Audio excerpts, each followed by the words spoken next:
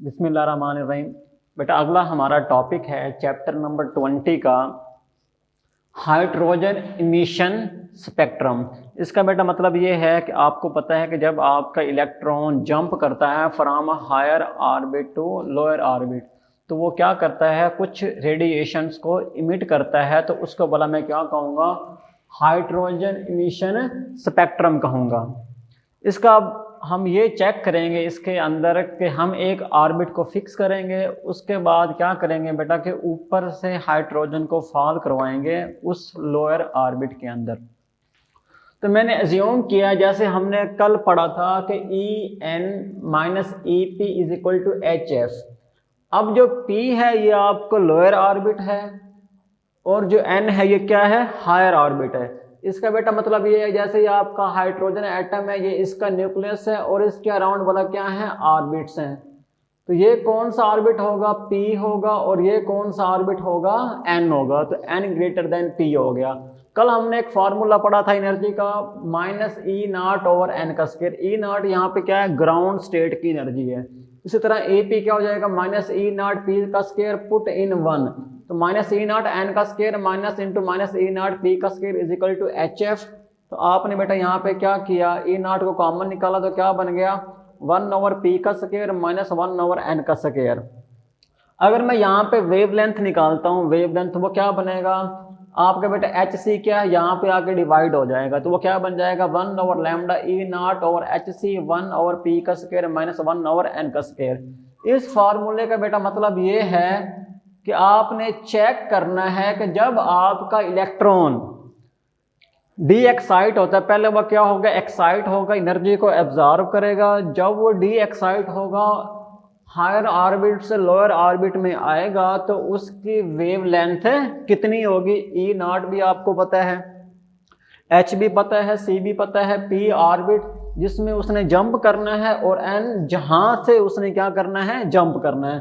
तो आप बेटा निकाल सकते हो उसकी वेवलेंथ। अगला पॉइंट क्या है, E0 और HC किसके बराबर है, RH। यहाँ पे RH क्या है, रेडबर्ग कांस्टेंट है। तो इसकी अगर आपने वैल्यू निकालनी हो तो क्या होगी, E0 और HC। E0 की क्या 13.6 है, H प्लैंक्स कांस्टेंट की value, C speed of light. तो अब ये इलेक्ट्रॉन वोल्ट में आप क्या करोगे, इसको जॉल में कन्वर्ट करोगे, डिवाइड करोगे, तो आपके पास बेटा क्या है, रेडबर्ग कांस्टेंट की वैल्यू आ जाएगी, जो आप इसकी जगह पे पुट करके वेवलेंथ निकाल सकते हो कि जब इलेक्ट्रॉन जंप करेगा second orbit to first orbit या third orbit to first orbit. इस तरह करके आपके पास क्या है, हाइड्रोजन इमिशन स्पेक्ट्रम आ जाएगा। उसके बाद बेटा अब जब आपका इलेक्ट्रॉन जंप करता है हायर ऑर्बिट से, तो इसके अंदर कुछ रेडिएशन से इमिट होंगी, तो वो 5 तरह की सीरीज बनाती हैं। कितनी बोला, 5 तरह की सीरीज बनाती हैं, जो आपकी बुक में लिखी हुई होंगी। सबसे पहले क्या होगी, आपकी लेमन सीरीज होगी, उसके बाद क्या होगी, आपकी बाल्मर सीरीज होगी, फिर आपकी क्या होगी, पेस्कन सीरीज होगी, फिर ब्रैकेट सीरीज होगी, और फिर क्या होगी आपकी फंड सीरीज होगी। ये जो सीरीज है ना, ये हमने डिवाइड की हुई है। अब देखो बेटा, यहाँ पे एनर्जी और वेवलेंथ आपस में क्या है, इनवर्सली प्रोपोर्शनल है। मीन जिसकी एनर्जी ज़्यादा होगी उसकी वेवलेंथ क्या होगी, कम होगी। तो हमने क्या किया हुआ है, जो यहाँ पे आपका इलेक्ट्रॉन एनर्जी को इमिट करेगा, तो उसी बिना पे अगर वह ज़्यादा एनर्जी को रेडिएट करता है तो उसकी वेवलेंथ क्या होगी, कम होगी। तो इसी बना पे हमने क्या है, 5 सीरीज बनाई हुई हैं। ये आपकी बुक में लिखा हुआ है कि अगर वो 1 में होगा तो पहली सीरीज होगी, 2 से आएगा तो क्या होगी, दूसरी सीरीज, 3rd से आएगा तो क्या होगी, उसकी तीसरी सीरीज होगी। उसके बाद बेटा अगला आपका टॉपिक, न्यू टॉपिक है एक्स रेज के बारे में। वो बोला क्या है, inner shell transition and characteristic X rays. सबसे पहला पॉइंट क्या है कि इनर शेल ट्रांजिशन क्या होती हैं। मैं बेटा यहां पे क्या करता हूं, हाइड्रोजन एटम का यहां पे मॉडल बनाता हूं। ये आपको पता है न्यूक्लियस है, उसके अराउंड क्या होते हैं, ऑर्बिट होते हैं। ये लोअर ऑर्बिट है और ये क्या है, अपर ऑर्बिट है। जब आपका इलेक्ट्रॉन लोअर ऑर्बिट से अपर ऑर्बिट में जाएगा तो वो एनर्जी को क्या करेगा, एब्जॉर्ब करेगा। जब वो यहाँ पे जाएगा तो वो क्या करेगा, एनर्जी को एब्जॉर्ब करेगा। तो मैंने क्या किया, एरो को लगा दिया यहाँ पे इस तरह करके कि क्या करेगा, एनर्जी को एब्जॉर्ब करेगा। जब ऊपर से नीचे आएगा तो फिर ये बेटा क्या करेगा, जो इसने एब्जॉर्ब की होगी वो वाला एनर्जी क्या कर देगा, रिलीज कर देगा इन द फॉर्म ऑफ HF। तो जो एनर्जी को रिलीज करेगा, अब इसका मतलब ये है कि जैसे जैसे वो हायर ऑर्बिट में जाता जाएगा, जो उसकी एनर्जी वो भी क्या है, बढ़ती जाएगी एब्जॉर्प्शन की। अगर फर्स्ट से सेकंड में जाएगा तो थोड़ी एनर्जी होगी, जब फर्स्ट से थर्ड में जाएगा तो क्या होगी, और एनर्जी उसको एब्जॉर्ब करनी पड़ेगी थर्ड में जाने के लिए। तो इस तरह बेटा क्या एनर्जी का डिफरेंस आ रहा है। जब एनर्जी का डिफरेंस आएगा तो हमने फार्मूला पढ़ा हुआ है E1/λ यहाँ से, कि आपकी जो एनर्जी और वेवलेंथ क्या होती है, इनवर्सली प्रोपोर्शनल होती है। जब आपकी एनर्जी ज्यादा होगी तो वेवलेंथ क्या होगी, कम होगी। अब यहाँ पे लफ्ज क्या है, इनर शेल ट्रांजिशन। इसका बेटा मतलब ये है कि जो न्यूक्लियस के करीब वाले शेल होंगे, अगर वहां से इलेक्ट्रॉन की ट्रांजिशन होगी, इसका बेटा मतलब ये है, आपको पता है न्यूक्लियस के साथ ये वेरी वेरी बाउंड होते हैं इलेक्ट्रॉन, जो न्यूक्लियस के पास वाले जो शेल होते हैं, ऑर्बिट होते हैं। अगर मैं जब यहाँ से इलेक्ट्रॉन को मूव करवाता हूँ तो मुझे यहाँ पे उसको ज्यादा एनर्जी देनी पड़ेगी। उसी तरह जब वो ऊपर से नीचे आएगा तो जितनी एनर्जी वो अब्जॉर्ब करेगा उतनी ही क्या करेगा, रिलीज करेगा। तो इसको बोला मैं क्या कहूँगा, इनर शेल ट्रांजिशन कहूँगा। तो जो यहाँ पे जो एनर्जी रिलीज होगी उसको सिंपली मैं क्या कह दूंगा, बोला एक्स रेज कह दूंगा। तो बेटा वो किसी फॉर्म में भी हो सकती हैं, अल्ट्रा वायलेट रेज भी हो सकते हैं, इन्फ्रारेड भी हो सकते हैं, या विजिबल रीजन की भी हो सकती हैं। उसके बाद कहते हैं कैरेक्टरिस्टिक एक्स रेज क्या होती हैं।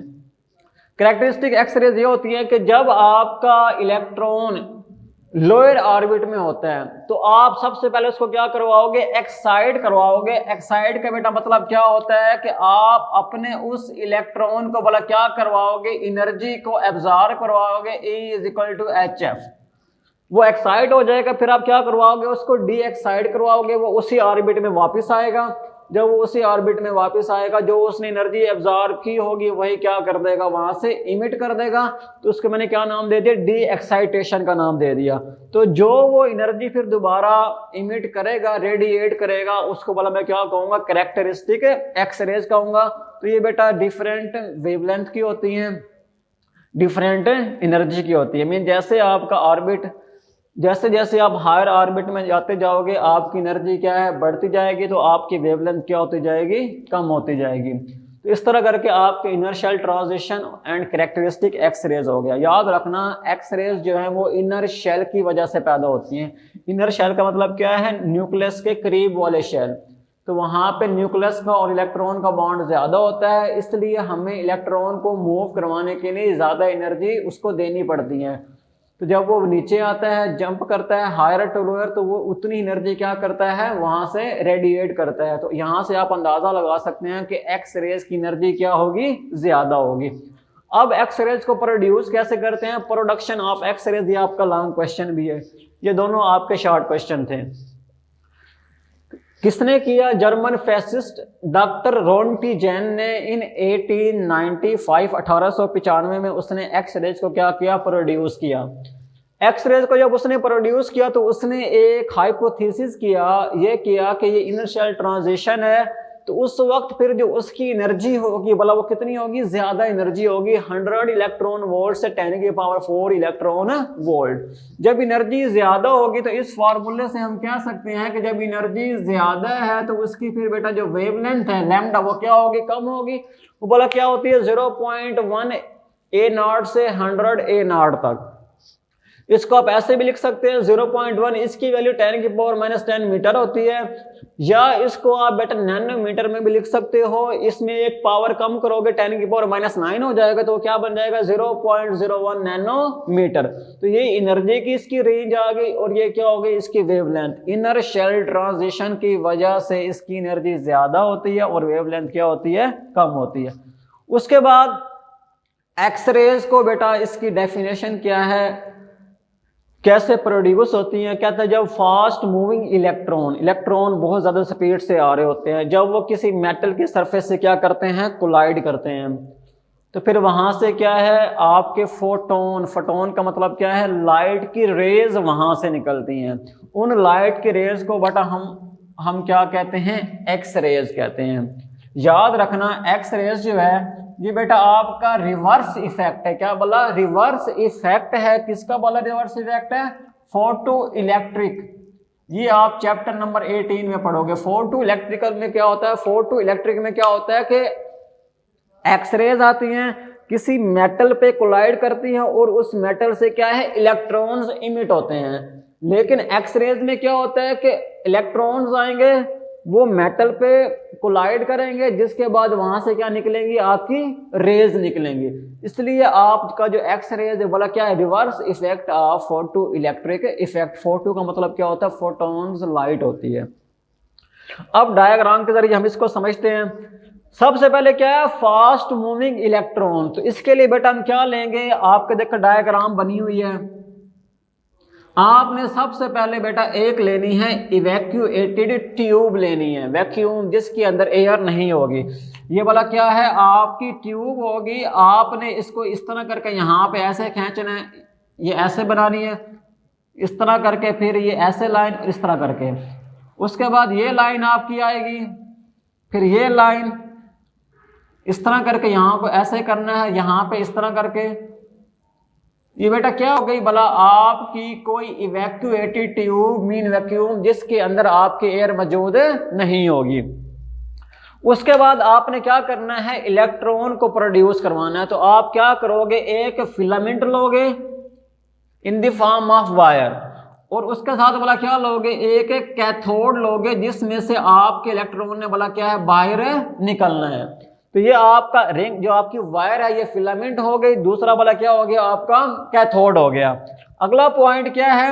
अब आपने क्या करना है? इस फिलामेंट से इलेक्ट्रॉन को बाहर निकालना है। तो आप क्या करोगे? फिलामेंट के साथ एक वोल्टेज सोर्स लगाओगे। आपको पता है जैसे ही वोल्टेज सोर्स लगाएंगे हम यहाँ पे, तो करंट इस फिलामेंट के अंदर से पास होगा। ये मेटल से बना होता है, तो उसके एटम और इलेक्ट्रॉन आपस में क्या करेंगे? कोलाइड करेंगे, तो वहां पे हीट प्रोड्यूस होगी। फिर क्या रखा हुआ है? आपका कैथोड जिसमें इलेक्ट्रॉन्स होते हैं। अब वो इलेक्ट्रॉन क्या करेंगे? उस हीट को एब्जॉर्ब करेंगे और फिर यहां से क्या है? इमिट होना स्टार्ट हो जाएंगे इस तरह करके। ठीक हो गया। अगला पॉइंट ये है, अब क्या है कि आपके इलेक्ट्रॉन यहां से निकला है, फिर इन्होंने क्या कोलाइड करवाना होता है किसी मेटल की सरफेस से। तो अगला पॉइंट देखो बेटा, मैंने यहाँ पे क्या रखा है? इनके सामने एक मेटल रखी है। ये आपकी मेटल है इस तरह करके। आपकी ये क्या बोला? मेटल है जो आपने क्या रखी है? उस फास्ट मूविंग इलेक्ट्रॉन के सामने रखी है। तो उस मेटल को मैंने क्या नाम दे दिया? टंगस्टन डिस्क का नाम दे दिया। टंगस्टन क्या है? आपकी कोई मेटल है, और इसी को मैंने क्या बोला? प्रोवाइड किया हुआ है, एनोड प्रोवाइड किया हुआ है। उसके बाद मैंने यहाँ पे हाई वोल्टेज दिया, इसका यहाँ पे नेगेटिव हो गया, और यहाँ पे इसका ये क्या हो गया? एनोड क्या हो गया? इसका पॉजिटिव बन गया। अब बेटा हाई वोल्टेज देने का मकसद ये था कि जैसे ही मैं हाई वोल्टेज दूंगा, आप लोगों ने चैप्टर नंबर 12 में पढ़ा था, kinetic energy is equal to Q E. Q यहाँ पे चार्ज है और ई क्या है? उस चार्ज की वैल्यू है। ये काइनेटिक एनर्जी है। इसका मतलब क्या है कि आपने एक पोटेंशियल डिफरेंस पैदा कर दिया। ये कैथोड है और ये क्या है? एनोड है। एक पोटेंशियल डिफरेंस पैदा कर दिया। अब ये एनोड क्या करेगा? इन फास्ट मूविंग इलेक्ट्रॉन को क्या करेगा? अट्रैक्ट करेगा अपनी तरफ, मीन इसको एक्सेलरेट करवाएगा अपनी तरफ। तो ये क्या करेंगे? जाके टकराएंगे आपकी इस मेटल के साथ जो टंगस्टन डिस्क है। अब यहाँ पे होता क्या है? ये बेटा आपका न्यूक्लियस है, उसके अराउंड वाला क्या है? आपके ऑर्बिट है। उसके अराउंड वाला क्या है? आपके ये ऑर्बिट है। अब होता ये है कि आपका इसको हम के शेल कहते हैं, इसको एल कहते हैं, और इसको क्या कहते हैं? एम। के एल एम हो गया। अब होता ये है, अगर आपका फर्स्ट के शेल में इलेक्ट्रॉन रखा है, फॉर एग्जांपल ये आपकी टंगस्टन मेटल है, ये ठीक हो गया, दरमियान में न्यूक्लियस आ गया, अराउंड उसके क्या आ गया? ऑर्बिट आ गया। अगर आपके के शेल में कोई इलेक्ट्रॉन रखा है और यहां से आपके फास्ट मूविंग इलेक्ट्रॉन आ रहे हैं इससे टकराने के लिए, ये वाला क्या है? आपके इलेक्ट्रॉन आ रहे हैं इससे टकराने के लिए, उस मेटल से टकराने के लिए। तो टकराने के बाद मेटल के अंदर क्या होता है? जैसे ही वो इससे टकराएंगे, तो ये बेटा क्या होगा, आपका यहां से जंप करेगा, मीन ये आपका एक्साइट होगा, लोअर ऑर्बिट से कहां जाएगा, अपर ऑर्बिट में जाएगा। जैसे ही यहां वाला इलेक्ट्रॉन के शेल से भला किस में जाएगा, अपर ऑर्बिट में जाएगा, तो के शेल में क्या है, आपका एक होल बन जाएगा, एक होल बन जाएगा। अब मुझे क्या करना होगा, इस होल को फिल करना होगा। तो उसका जो साथ वाला शेल है एल शेल, वो क्या करेगा, अपना एक इलेक्ट्रॉन वाला किसको दे देगा, इस के शेल वाले होल को दे देगा। अब आपको पता है एल शेल अपर शेल है और के लोअर शेल है। जब इलेक्ट्रॉन अपर से लोअर में आएगा, जब यहाँ पे आएगा तो ये क्या करेगा, यहाँ पे एनर्जी को क्या करेगा, रिलीज करेगा इन द फॉर्म ऑफ HF। तो जब तक ये बॉम्बार्डमेंट, जब तक ये कोलिजन होती रहेगी इलेक्ट्रॉन और मेटल के साथ, तो आपकी बेटा यहाँ पे क्या है, एक्स रेज इमिट होती रहेंगी। एक्स रेज कैसे इमिट होती है उसका फिनोमिना मैंने आपको बता दिया है। अगला पॉइंट ये है, क्या आपको पता है एक्स रेज कोलिजन से क्या है, हीट प्रोड्यूस होती है, रेडिएशन प्रोड्यूस होती है in the form of X rays. अब जो टंगस्टन फिलामेंट है वो आपकी हीट भी हो सकती है। टंगस्टन को हम यहाँ पे इसलिए यूज करते हैं क्योंकि जो इसका मेल्टिंग पॉइंट है ना वो बहुत ज्यादा होता है। दूसरा यहाँ पे आपके पास एक कूलिंग ऑयल भी होता है, जो ये चीज लगी क्या है बोला, आपकी कूलिंग ऑयल है। ये क्या करती है, उस टंगस्टन डिस्क को बोला क्या करती है, कूल करती है। तो इस तरह करके ये सारी की सारी क्या है, आपकी प्रोडक्शन ऑफ एक्स रेज है। अगला पॉइंट बेटा ये आता है, अगर वो आपसे पूछे के अल्फा एक्स रेज क्या होती है, के अल्फा एक्स रेज, के अल्फा एक्स रेज क्या होती है, तो आप बेटा फार्मूला पढ़ चुके हो, En minus EP is equal to HF। मैं यहां पे लिखता हूं के अल्फा एक्स रेज। अल्फा का मतलब ये होता है कि जब आपका फर्स्ट ऑर्बिट से इलेक्ट्रॉन क्या है, यहां से इमिट हो जाए, यहां से निकल जाए, यहां से स्ट्रक आउट हो जाए। जब आपका फर्स्ट ऑर्बिट से इलेक्ट्रॉन स्ट्रक आउट हो जाए तो एल शेल से फिर वहां पे इलेक्ट्रॉन जाएगा। तो मैं यहां पे क्या लिखूंगा, HF के अल्फा यहां पे आ जाएगा इज इक्वल टू E क्या होता है, N माइनस P होता है। तो अब आपका जो अपर शेल वो L है, तो पहले L आ जाएगा, माइनस क्या आ जाएगा, यहाँ पे EK आ जाएगा। तो याद रखना, जब आपका फर्स्ट शेल से इलेक्ट्रॉन जाता है और L शेल जब उसको अपना इलेक्ट्रॉन देता है, तो इसको बोला मैं क्या कहूंगा, HFK अल्फा। मीन जब L से इलेक्ट्रॉन K में जाएगा तो बोला वो क्या होगा, K अल्फा एक्स रेज होंगे। उसके बाद अगर वो आपसे पूछ लेता है कि बीटा रेज क्या होती है, मीन के बीटा रेज, कि बीटा एक्स रेज क्या होती हैं, वो तब होगा जब आपका उसी के शेल के अंदर इलेक्ट्रॉन जाएगा, भला कहां से ट्रांसफर होके, एम शेल से। जब आपका एम शेल से किस में जाएगा, के में जाएगा, तो उसको भला मैं क्या कहूंगा, के बीटा रेज कहूंगा। तो आप यहां पे लिख सकते हैं HFK beta is equal to EM minus E K, जाना वाला किसके अंदर है, के के अंदर जाना है। के का मतलब क्या है, फर्स्ट ऑर्बिट जो है, क्योंकि हमने कहा था कि एक्स रेज प्रोड्यूस होती है due to inner shell transition, कि जब जैसे ही आपका इलेक्ट्रॉन जंप करेगा इनर शेल में जो न्यूक्लियस के साथ वाला है, तो वो क्या करेगा, एनर्जी को रेडिएट करेगा। तो उसको बोला मैं क्या कहूंगा, एक्स रेज कहूंगा। याद रखना, जब L से K में जाएगा तो वो अल्फा होगा, जब M से K में जाएगा तो बोला वो क्या होगा, बीटा होगा। इस तरह करके ये क्या होगी, आपकी प्रोडक्शन ऑफ एक्स रेज मुकम्मल हो गई। अब यहाँ पे क्या, कंटिन्यूअस एक्स रेज आपका शॉर्ट क्वेश्चन है।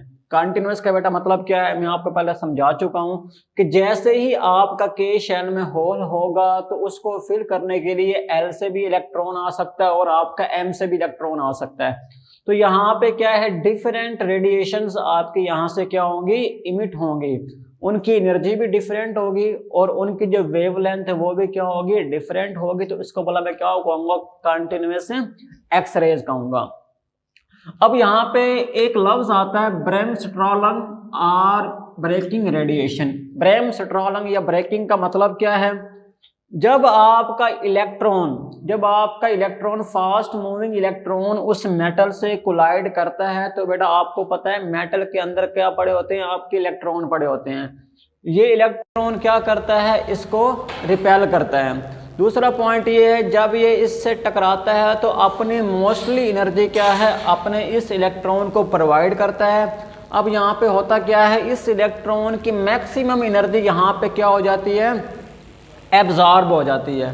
तो जब आपकी मैक्सिमम एनर्जी यहाँ पे इमिट हो जाएगी तो आपकी जो वेव लेंथ है फिर वो क्या हो जाएगी, बोला मिनिमम हो जाएगी। एनर्जी मैक्सिमम होगी तो फ्रीक्वेंसी भी क्या होगी, मैक्सिमम होगी। हम लोग ये फार्मूला पढ़ चुके हैं, hc/λ। जब आपकी फ्रीक्वेंसी एनर्जी मैक्सिमम होगी तो आपकी वेवलेंथ क्या होगी, मिनिमम होगी। इस इफेक्ट को बोला मैं क्या कहता हूँ, ब्रैम-स्ट्रॉलंग और ब्रेकिंग रेडिएशन। उसके बाद ये कहता है कि उसके बाद जो भी इलेक्ट्रॉन आके इससे कोलाइड करेंगे तो वो अपनी सारी की सारी एनर्जी क्या करेंगे, लॉस नहीं करेंगे। तो तब कम एनर्जी लॉस करेंगे तो उसके बाद फिर लैम्डा क्या हो जाएगी, उसकी मैक्सिमम हो जाएगी। तो ये कंटिन्यूसली क्या है, रेडिएशंस इमिट होती रहती हैं डिफरेंट वेवलेंथ की, डिफरेंट एनर्जी की और डिफरेंट फ्रीक्वेंसी की। उसके बाद अगला बेटा आपका क्या है, प्रॉपर्टीज़ एंड यूजेस है। ये भी आपका शॉर्ट क्वेश्चन है कि आपकी प्रॉपर्टीज़ क्या है एक्सरेज की। सबसे जो पहली प्रॉपर्टी है इसकी बेटा, ये क्या है, जो इसकी स्पीड होती है वो स्पीड ऑफ लाइट के बराबर होती है और ये क्या है, स्ट्रेट लाइन में मूव करती हैं। दूसरा पॉइंट क्या है कि ये डिफ्लेक्ट नहीं होती। डिफ्लेक्ट का बेटा मतलब ये है कि अगर सामने मैग्नेटिक फील्ड भी हो, इलेक्ट्रिकल फील्ड भी हो, तो ये अपना पाथ चेंज नहीं करती। सिंपल क्या है कि ये न्यूट्रल रेज होती है, इनके ऊपर कोई चार्ज नहीं होता। ठीक हो गया। तीसरी प्रॉपर्टी इसकी वाला क्या है कि ये आयोनाइजिंग होती है, इनकी पावर वाला क्या होती है, आयोनाइजिंग होती है। आप ये कह सकते हैं कि हमने कहा कि इनर शेल से पैदा होती है तो इसकी एनर्जी क्या होती है, ज़्यादा होती है। जब ये इलेक्ट्रॉन पे फॉल करती हैं तो इलेक्ट्रॉन जब इतनी ज़्यादा एनर्जी को एब्जॉर्ब करेगा तो वो क्या है, उस एटम से क्या हो जाएगा, बाहर निकल जाएगा। तो इसका मतलब क्या है कि इनकी पावर क्या होती है, आयोनाइजिंग पावर होती है। उसके बाद फोर्थ पॉइंट क्या है, इनके पास एक प्रॉपर्टी फ्लोरिसेंस की भी होती है। क्या बोला, फ्लोरिसेंस की भी होती है इनकी प्रॉपर्टी। फ्लोरिसेंस का मतलब क्या होता है कि जब ये एक्स रेज किसी मेटल पे कोलाइड करती हैं तो वहाँ से इलेक्ट्रॉन को क्या है, बाहर निकाल देती हैं। तो इस प्रॉपर्टी को बोला मैं क्या कहता हूँ, फ्लोरिसेंस प्रॉपर्टी कहता हूँ। ये बेटा क्या है, कुछ इसकी प्रॉपर्टीज़ होंगी। उसके बाद इसके यहाँ पे क्या है, कुछ यूजेस हैं। यूजेस बोला क्या है, आप इसको एक्स रेज के लिए यूज़ करते हो कि जब आप अपनी बॉडी का एक्सरे करवाने जाते हो तो वहाँ पे आप एक्सरे यूज़ करते हैं। उसके बाद अगर आपने जॉइंट देखने हो कि अगर आपकी कहीं पे बोन्स ब्रेक हो गई हैं कि किन पॉइंट पे आपकी बोन्स ब्रेक हुई हैं, अगर आपने वो देखनी तो तब भी क्या है, आप एक्सरे को यूज़ करते हो। इसके अलावा अगर आपने दो मेटल को आपस में जोड़ना है, दो मेटल को, उसके बाद जोड़ने के बाद आप चेक कर सकते हो कि उनके दरमियान, मेटल के दरमियान कोई खला है या नहीं है। उसके अलावा आप इसको यूज़ कर सकते हो to check the structure of crystal, कि जो क्रिस्टल है उसमें जो एटम्स हैं वो तरतीब में हैं या नहीं हैं। तो इसके बेटा कुछ बायोलॉजिकल मतलब यूजेस हैं कि एक्सरे के लिए यूज़ करते हैं, इसको हम कैट स्कैनर के लिए यूज़ करते हैं, या इसको हम जॉइंट को देखने के लिए यूज़ करते हैं। ओके हो गया। अगला पॉइंट बेटा क्या है, कैट स्कैनर है। ये एक्स रेज की मॉडर्न फॉर्म है। इसका मतलब क्या है, computerised axial tomography. Computerised axial tomography. इसमें बेटा होता ये है कि आप एक्स रेज क्या करती है, एक thin fan shape beam produce करती है, जिससे क्या है, आप पेशेंट की जो चीज़ें हैं ना अंदर वाली, वो वाला क्या करते हो, डिटेक्ट करते हो।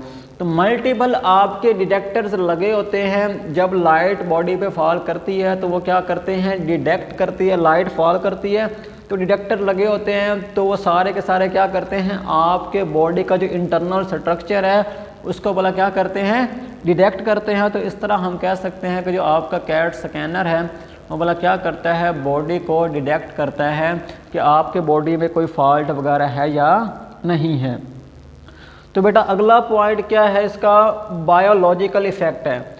बायोलॉजिकल इफ़ेक्ट आप, इसका मतलब ये होता है कि आप बायोलॉजिकल इफ़ेक्ट में एक्स रेज को कहाँ कहाँ पे यूज़ करते हैं। सिंपल एग्जांपल ये है कि अगर आपने कैंसरस सेल को रिमूव करना हो बॉडी के अंदर से, तो आप क्या करते हो, अपनी एक्सरेज को वहाँ पे फॉल करवाते हो। तो जो कैंसरस सेल हैं, कैंसर का जो रीज़न बनते हैं, वो क्या करते हैं, इस हाई एनर्जी रेज को एब्जॉर्ब करते हैं, उसके बाद क्या हो जाते हैं, डिस्ट्रॉय हो जाते हैं। दूसरा पॉइंट ये है कि अगर आपने इससे कोई इमेज लेना है फोटोग्राफिक फिल्म पे, तो आप क्या करते हो, अपनी बॉडी पे एक्सरेज को फॉल करवाते हो। होता ये है जो हमारी बोन्स है ना, उसके अंदर हाई एटॉमिक नंबर के एलिमेंट्स होते हैं, वो क्या करते हैं, इस सारी की सारी एक्सरेज को क्या कर लेते हैं, एब्जॉर्ब कर लेते हैं। जो बोन्स हमारी होती हैं तो वो डार्क शो होना शुरू हो जाती हैं। उसके अराउंड जो फ्लैश मीन जो ब्लड होता है, उसके अंदर क्या होते हैं, लाइट एलिमेंट्स होते हैं कार्बन वगैरह के। तो वो क्या करते हैं, इतनी लाइट को एब्जॉर्ब नहीं करते, बल्कि क्या करते हैं, अपने अंदर से पास करवा देते हैं। जब फोटोग्राफिक हमारे पास फिल्म आती है तो उस पर जो डार्क चीज़ें होती हैं, भला वो क्या होती हैं, बोन्स होती हैं, और जो लाइट चीज़ें होती हैं, भला वो क्या होती है, फ्लैश मीन ब्लड होती हैं, क्योंकि वो लाइट को एब्जॉर्ब नहीं करती। तो इस तरह करके क्या है, हम अपना चेक कर सकते हैं कि हमारी बोन्स कहाँ कहाँ पे फ्रैक्चर हैं। तो इस तरह करके बेटा आपका यहाँ पे क्या हो गया, बायोलॉजिकल इफ़ेक्ट भी हो गया। तो ये आपका एक्सरेज का जो टॉपिक था वो मुकम्मल हो गया। इसमें जो मोस्ट इम्पोर्टेंट जो लॉन्ग क्वेश्चन है वो वाला क्या है, प्रोडक्शन ऑफ एक्सरेज है। इसके अलावा वो आपसे पूछ सकता है कि व्हाट इज़ मीन्ड बाय के अल्फ़ा और के बीटा रेज। इसके अलावा वो आपसे पूछ सकता है कि what is meant by characteristic X rays, या आपसे पूछ सकता है कि what is meant by braking radiation, या वो आपसे पूछ सकता है कि प्रॉपर्टीज़ एंड यूजेज। तो आपकी 4-5 प्रॉपर्टीज़ हो गई। यूजेज आपके क्या हैं, एक्सरे यूज़ करने के लिए, मेटल्स का जॉइंट या बोन्स का जॉइंट फाइंड करने के लिए, या इसको बेटा आप तीसरा भी मैंने आपको बताया था कि जो कैंसर सेल जो हैं, कैंसर के जो सेल हैं उनको डिस्ट्रॉय करने के लिए भी क्या है, आप एक्सरेज यूज़ करते हैं। उसके अलावा आपका शॉर्ट क्वेश्चन क्या है, कैट स्कैनर है, ये भी आपका शॉर्ट क्वेश्चन है, मीन मल्टीपल शॉर्ट क्वेश्चंस है। और एक वाला क्या है आपका लॉन्ग क्वेश्चन है, प्रोडक्शन ऑफ एक्सरेज। अल्लाह हाफिज़।